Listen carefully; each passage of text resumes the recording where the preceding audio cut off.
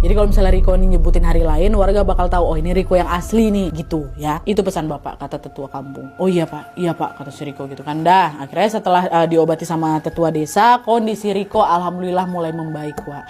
Dan karena waktu cutinya udah habis, malah ditambah gara dia sakit itu, Riko harus kembalilah ke rantau, ke Jawa.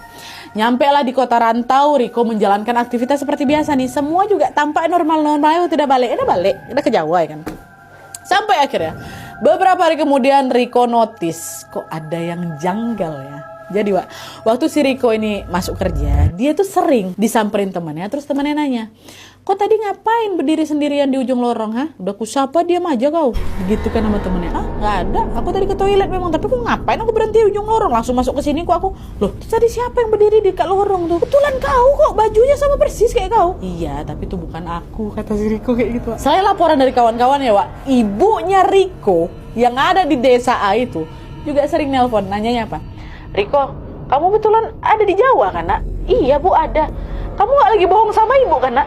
Iya, Bu, aku di sini ngapain aku bohong? Kenapa, Bu? Udah nggak ada apa-apa. Yaudah, kalau gitu hati-hati ya di sana, ketemu kayak gitu. Walaupun ibu nggak cerita banyak, Wak, Riko menduga kalau sepertinya sosok yang menyerupai Riko itu pasti juga sering muncul dekat desa. Makanya Bapak suka masing, kok di Jawa kan gitu. Jadi butuh memastikan ini siapa nih yang muncul kayak gitu loh, Wak. Nah, semua laporan itu balik lagi bikin Riko nih ngerasa was-was.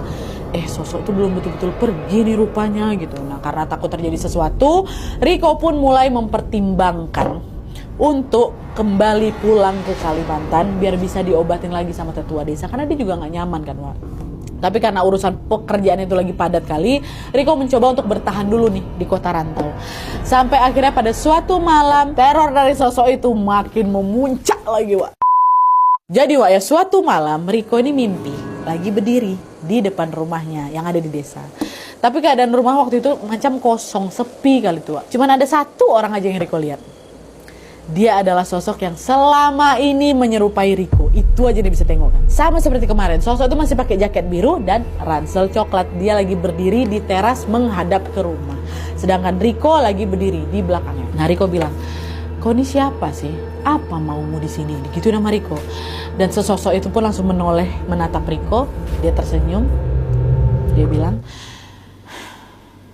rumah ini sekarang punyaku. Giliran kamu yang menunggu di luar, kata dia gitu. Belum sempat Riko ngomong apa-apa, dia udah keburu bangun nih dari mimpinya. Tapi bisa kalian tebak Riko kebangunnya di mana?